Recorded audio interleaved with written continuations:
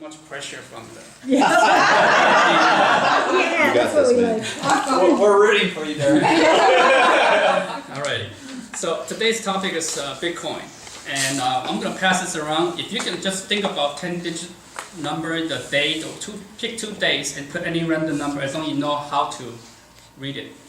Any 10-digit number, just go around and that's going to be our future Bitcoin. Each Bitcoin worth about $3,000, so be gentle with that sheet of paper.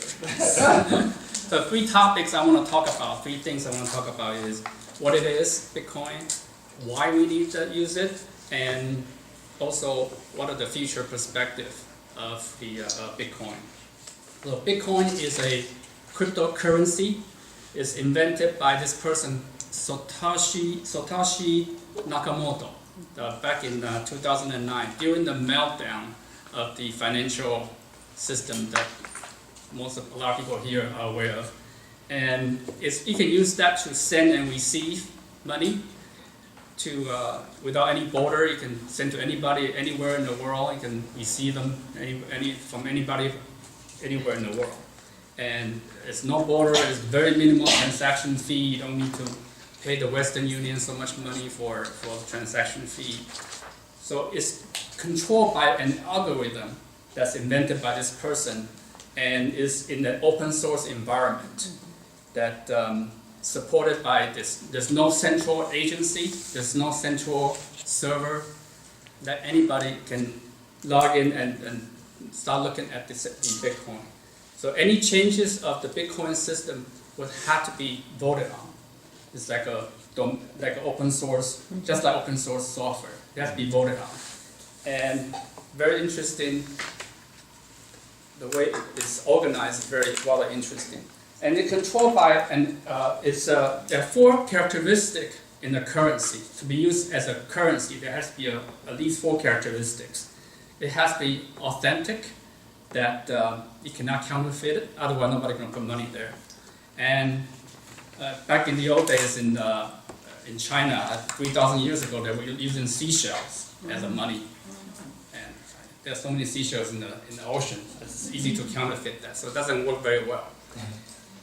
It has to be, the way that the Bitcoin is used cryptography.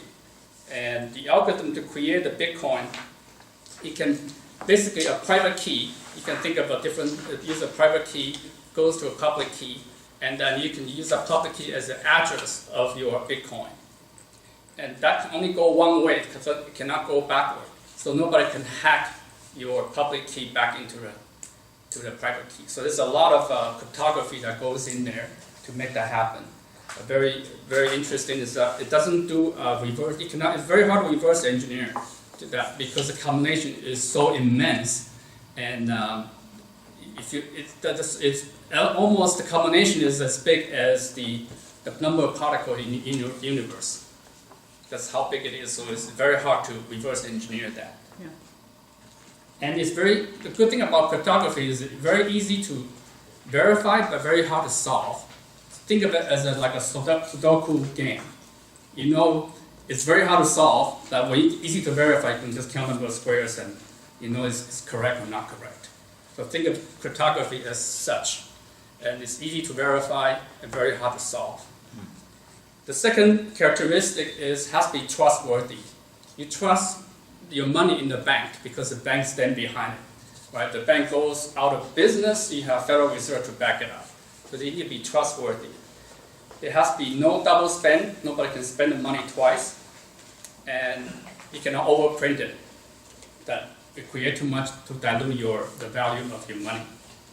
And the way you do it without central authority with the Bitcoin is that there's a ledger system that goes around, and they put every transaction is added to that Bitcoin. The transaction is called blockchain. Where's that piece of paper that goes around? Can we have that? So every piece of paper, every Bitcoin goes through this transaction, and almost everybody in the world has this, or the miner of the people who actually participate in the mining business have this number on every Bitcoin. I was able to download that entire history. It took me about 2 days to download the entire history of the Bitcoin. So it's easy to verify that this is the chain of event that happens. When you pass one person to another person, it's already verified. And the way you guarantee that double spend is that it has to be in the right sequence, right? If miner A and miner B, they know they have to be the same. If these people double spend, it's going to come up with the different branches, the different numbers in this sequence. And that's how they prevent the double spending from happening. Okay, so that's how it works with the trustworthy. And in terms of every new transaction get added to this thing, and then there's every time there's a transaction, it get validated by the miner, the association of the miners, and it will happen every 10 minutes. So there's a cadence of approving and validating that transaction. So it's guaranteed that in terms of transfer of money, you always get it within 10 minutes to validate that it worked. Okay. And number 3 characteristic is that it can be easily exchanged. The Bitcoin can be divided down to 8 decimal places. And you can split up, combine them, and transfer to a different person. And that can be done within the internet speed and validate within 10 minutes, as I mentioned. The number 4 characteristic is has to be an intrinsic value within the foreseeable future. In terms of money, back in the gold standard days, you are backed up by gold. You can go there and exchange for gold. Nowadays, we get out of the gold standard, and we have to use the government, the U.S. government will back it up based on ability to tax all the taxpayer. And that's how it works. Of course, with the quantitative easing, all that stuff, it dilutes the money, the value. So, but it's very hard to perceive the value. That's where the Bitcoin kind of falls short. Very hard to perceive what the Bitcoin value is. There's an intrinsic value of the utility because you can transfer money back and forth very quickly. But each Bitcoin right now is about $3,000. Just passed $3,000 today. And it fluctuates very wildly. For this research, I actually bought $1,500 back in 2 weeks ago. Huh. It went down to $1,200 within the day. I lost $300 for this bleach. But last week, as of now, it went back to $3,000. I doubled my money, basically. And so the thing is so fluctuating, so wildly, it's impossible to use as investment vehicle. Right? So it's not a very good investment.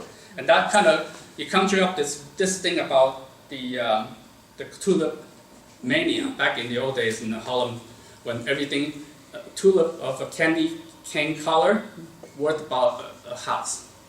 You can actually buy a house with a tulip back in those days in 17th century, during the bubble. So overall, there's negative is there's no interest. You cannot get interest. I'm sure somebody's going to come up with a way to make interest out of it. And then it's a very limited supply. There's only 21 million, period.